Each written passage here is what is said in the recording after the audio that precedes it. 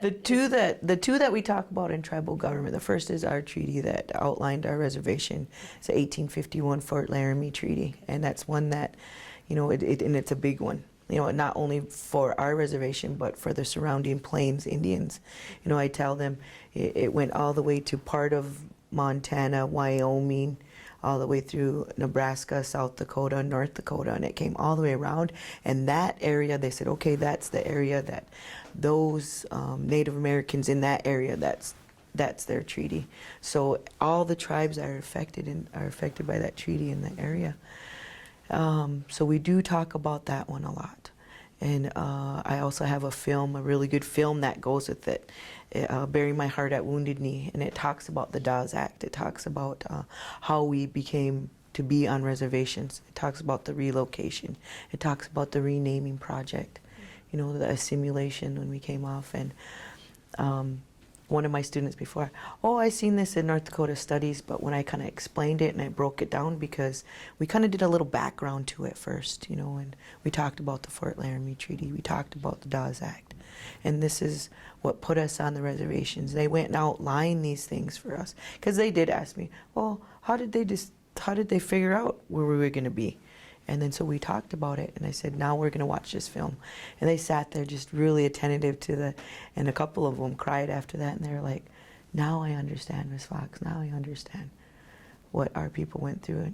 And then one of my male students, he said, you know what, people did stick up for us. And I said, yes, they did. Yes, they did. They tried to do the best they can. That's why I go back to that tug-of-war relationship. You know, they took from us, they gave, gave it back, you know, and so they understand that. I think a important part is kind of giving them that background to it, so now they understand that we're all affected by the 1851, the ones here on the Northern Plains. The other one that I will talk about in the tribal government is the Cobell lawsuit, the Elouise Cobell lawsuit, and I must have been 19 years old, and I remember getting an $800 check. And I didn't know what it was about, and I remember my mom kind of talking to me about, at that time I wasn't really involved, and you know, I was going to college at the time, and my mom's like, you got this check. There's this big lawsuit that this woman went and did for all Native Americans. So if you're part of one of those, you're gonna get this. I just remember getting this $800 check and thinking, wow. You know, because I was in school at the time, so I was thinking, these are all the snacks that I can get with all this money and some of my gas so I can go home.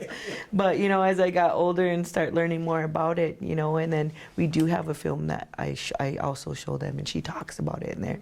And they're like, oh, there she is, this woman, that's the woman that did that for us. And I said, yes, she fought and she won. And as a Native American woman, that's a big thing. You know, and she fought for every one of you and every one of your ancestors for that, because it was wrong what they did to us, and she won it. You know, she is now passed on, and we talk a little bit about that too. But that is one of the big lawsuits that Cobell versus Norton. Well, just a little description about it. I don't know all the details, but what I talk to the kids about is the land that was taken away from us. And what she did was she filed this lawsuit against the United States government to get back some of that land that was taken, of that compensation that was owed to us. You know, and it wasn't specifically different areas, it was all areas. And it went on for a couple years, you know, and she didn't back down. She fought for everyone, like I said. And then with going back to sticking to the law part of it, you know, I believe that's the reason why she won, and it was a big victory, you know. And we talked about National Congress of American Indians, so we have our own Congress, and this has been going on for years. It's funny to say the 1900s, but I'm going to say the 1900s too. But you know, and I have them. We don't go through everything in the lawsuit, but we do have a copy of it, and we pick a little bit of parts of it, and that's some of the things I talk about.